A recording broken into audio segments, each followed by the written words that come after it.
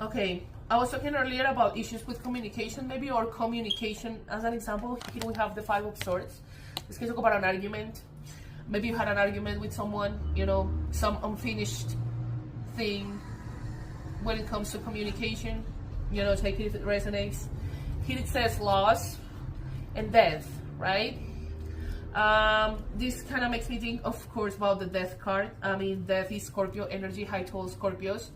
The, you know, death can talk about like death of ego. Remember that as an example. To come into a sacred union with a twin flame or a soulmate, like ego or pride based patterns need to disappear, need to die. Sorry, let me adjust the angle.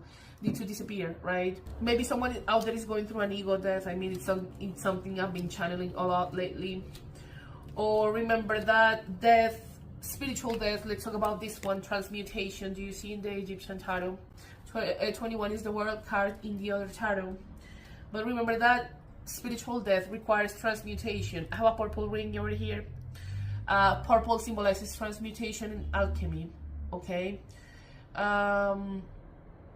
Remember that alchemy, the principle of alchemy is transmutation of energy or matter. Remember that matter is a physical representation of energy too. But what I'm saying here is that maybe there's something we need to transmute in our lives, or now that we're talking about, you know, the eclipse season with closure.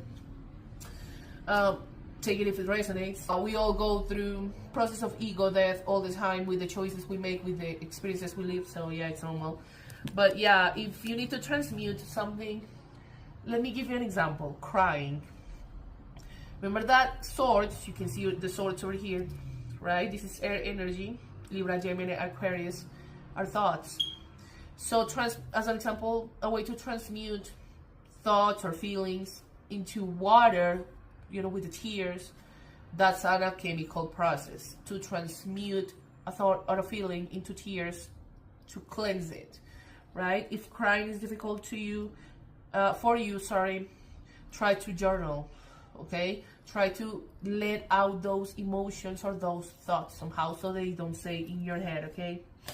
Let's talk about this one.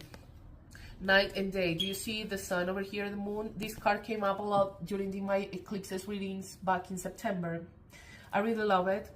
So it actually makes me think of the, you know, tales. Some tales say that the sun and the moon are distant lovers, and every now and then they meet around eclipse time. I think those are really beautiful tales.